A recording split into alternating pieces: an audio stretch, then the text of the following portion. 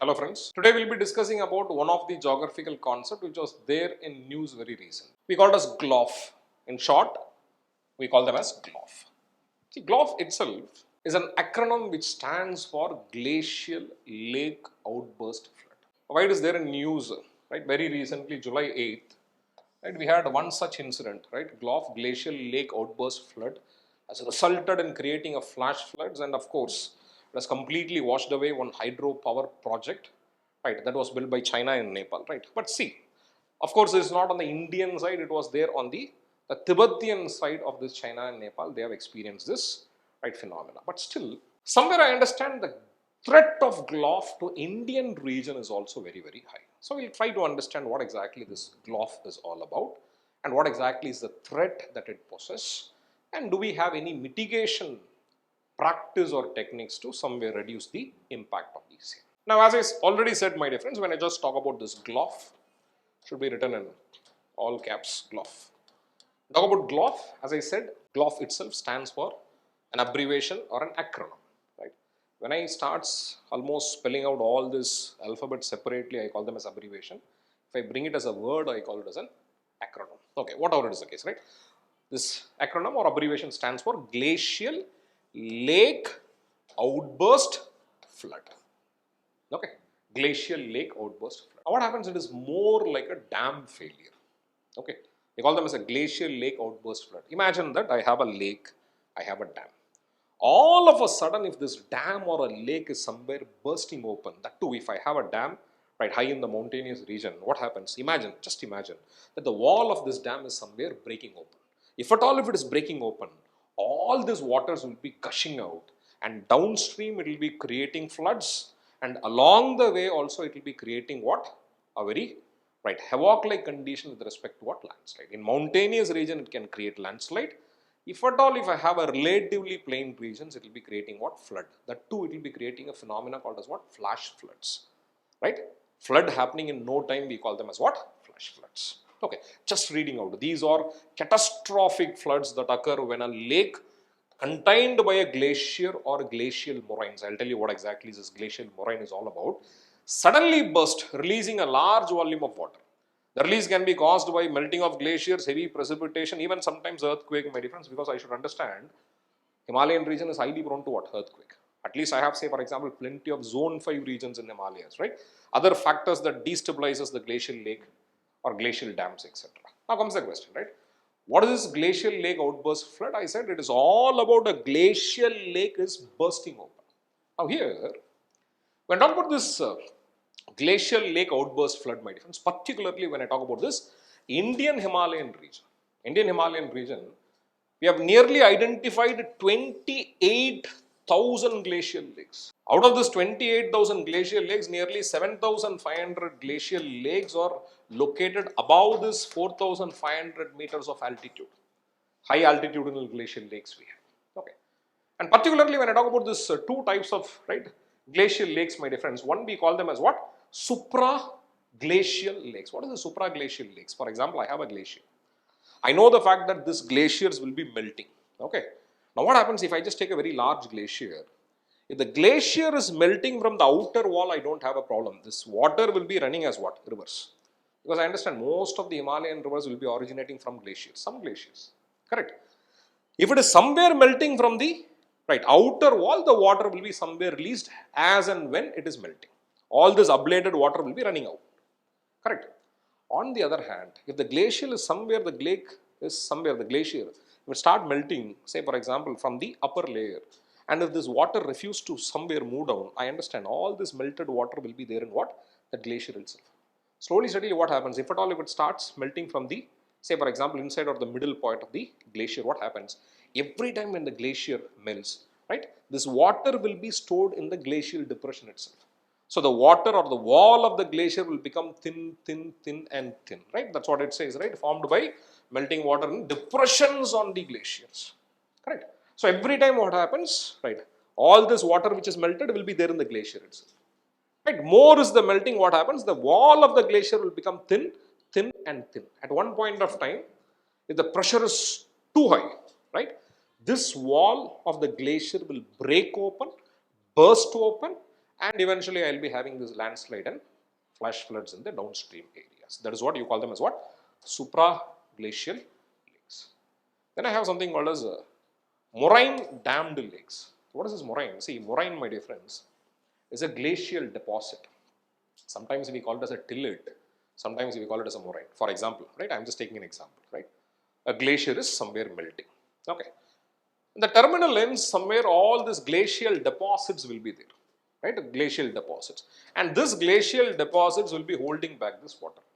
And one thing I should understand, all these moraines, when I just talk about these moraines, end moraines or terminal moraines, if I just take it, they are very loosely cemented, right? All these pebbles, small rocks, that is what you call them as moraines, correct? If at all, if it is mixing with kind of a clay, and almost it will be making a wall-like structure, a dam-like structure it will be forming.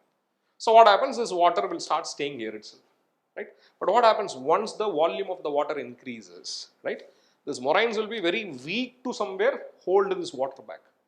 When the water pressure increases, what happens? This moraine will again burst open, right? The moraine is bursting open, right? What I understand, all this water will be entering the downstream, and again, as I said, it will be resulting in what? Flash floods and landslides. Okay.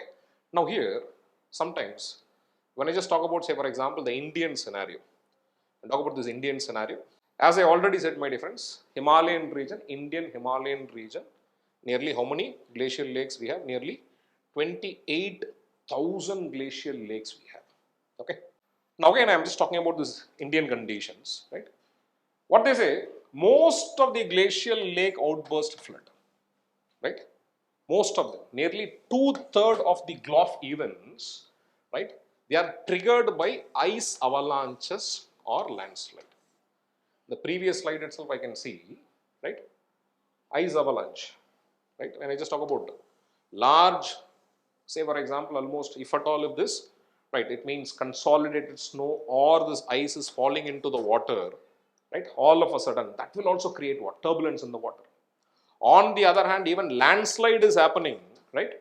All that, say for example, almost this, right, landslided material, right, mass wasted material, if at all if it is falling into the lake, that will create water turbulence.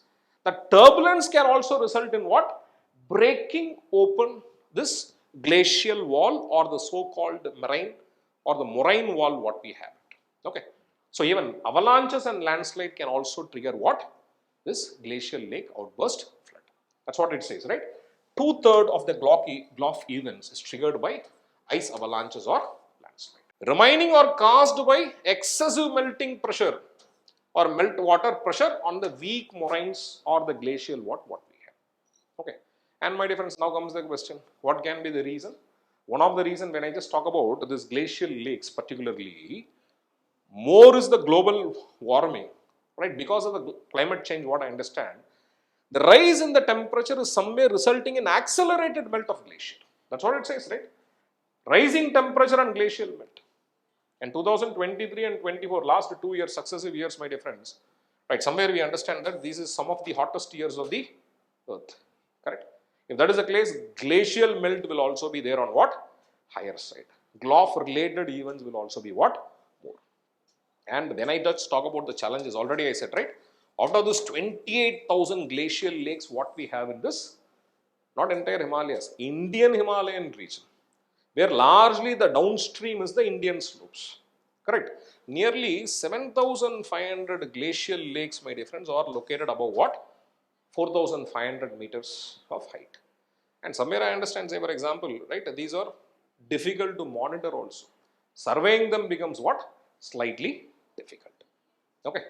Now here, when I just talk about this glacial lake or GLOF mitigation strategy, we have a multi-dimensional approach. For example, of course, we have a specialized agency called as NDMA, National Disaster Management Authority, right? Through its one of the committee on disaster risk reduction, they say, for example, have initiated the proactive shift, right? Proactive shift. Earlier, right, when I just talk about disaster management, mostly we were considering, somewhere we were considering what? Post-disaster phase. We're talking about the response phase, right? Now, after India, say, for example, somewhere adopting the Sendai's framework, right? We have now somewhere, say, for example, focusing on what? Disaster risk reduction, right? We are not talking about, say, for example, right, when I talk about the management of the disaster, we are talking about what? Mitigation of this disaster, particularly risk, right? Through this disaster risk reduction. Right? Disaster is going to happen, but somewhere, right, the number of such incident itself will be reduced, and number two, will be well prepared to tackle the impact of the disaster also. Right? On the other hand, we also have this national glacial lake outburst flood risk mitigation project, at least implemented in this all these Himalayan states which is vulnerable to what? GLOF. Particularly when I talk about states like Arunachal Pradesh, Himachal Pradesh, Sikkim, and Uttarakhand, because these are the places or these are the states which is highly prone to what? The glacial lake outburst flood. And out of the 7,500 glacial lakes which is located in the higher altitudes, nearly 902 such glacials, my dear friends, glacial lakes are monitored by the Central Water Commission, right? And moreover, what is very, very important, right, given the current risk and threat what we have, right, SAR plays a very, very important role. Synthetic aperture radar plays a very, very important role. Even the smallest change, right, in the glacial size will be reported, and somewhere, right, imagery is being used to automatically detect the changes in the glacial lake size even during the clouded monsoon months. Very, very important. Because when I talk about this monsoonal month, GLOF happening along heavy precipitation becomes very, very disastrous in nature. Okay. So with this, right, satellite based image and continuous monitoring, somewhere the number of incidents of GLOF can be slightly reduced. Veranda IAS, where your dream becomes reality.